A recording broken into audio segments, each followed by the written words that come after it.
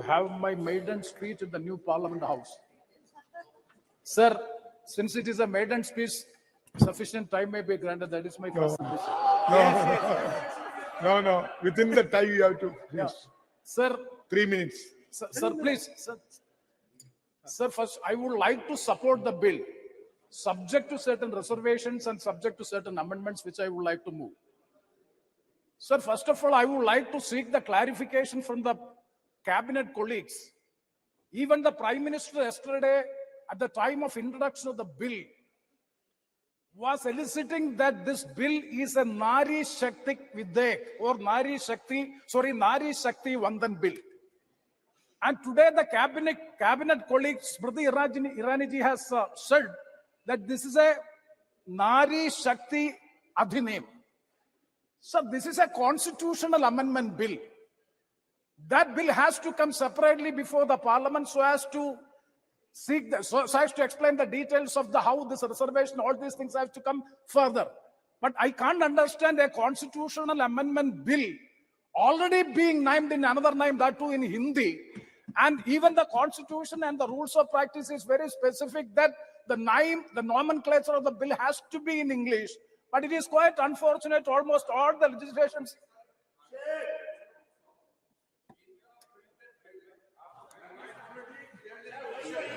(128) Constitutional Amendment Bill.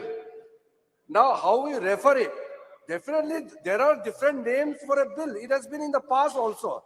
This is not the first time.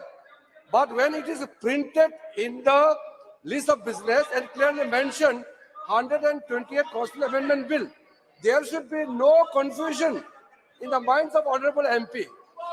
Okay, Prime Minister, please. Nari Shakti Videk means Women's Empowerment Bill. Let me.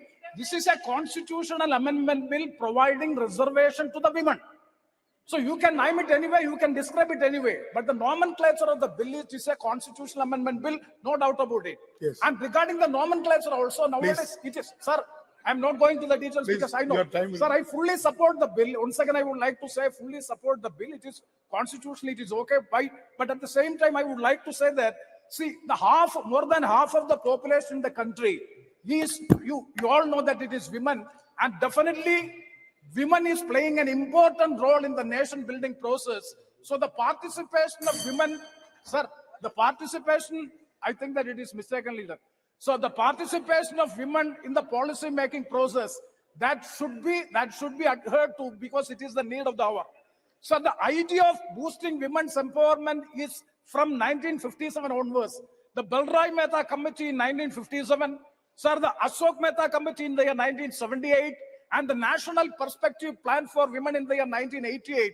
All these reports are stressing the need for women's participation in the legislative bodies. So it is back from 1957 onwards, it is there. So the first in the legislative history of India, the first time a women's reservation is being incorporated or bill is being brought in the parliament is none other than late Sri Rajiv Gandhi in the year 1989.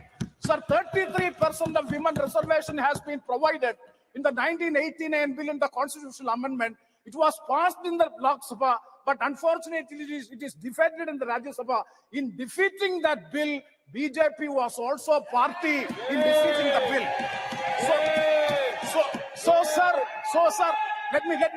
So sir, first time in the parliamentary history, in the legislative history of India, Rajiv Gandhi's name has to be remembered. It is to be memorized because he is the person introduced a bill by which 33% of women reservation there in the parliament as well as in the state legislative assemblies. Yes, absolutely correct. Subsequent to it in the year 1993, when P.V. Narasimha Rao was the Prime Minister of the country, 73rd and 74th Amendment has come into place. There also 33% of reservation has already been given. So also I would like to state in my Kerala State Legislative Assembly, sir, you may see in the year 1990, the District Council Act in which also 30% reservation has been provided in the state of Kerala. Now it is in the Jilla Panchayat and the three-tier Panchayati Raj and Nagarpalika institutions. Now it is more than 50%.